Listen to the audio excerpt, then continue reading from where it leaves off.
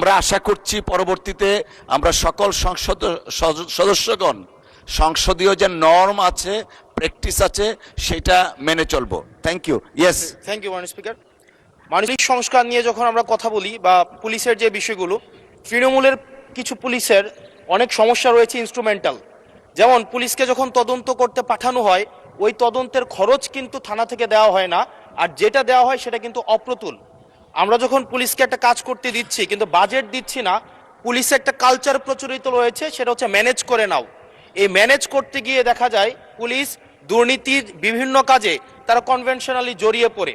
যেমন কিছুদিন আগে আমাদের 26শে মার্চের প্রোগ্রাম হয়েছে, এবং সেটা হচ্ছে সবাই জানে এই 26শে মার্চের প্রোগ্রামে যে বাজেট দেওয়া হয়েছে প্রশাসনকে, সেই বাজেট এবং প্রোগ্রাম করতে গিয়ে যে খরচ হয়েছে সেটার মধ্যে কিন্তু আনুপাতিক অনেক ধরনের ব্যবধান রয়েছে।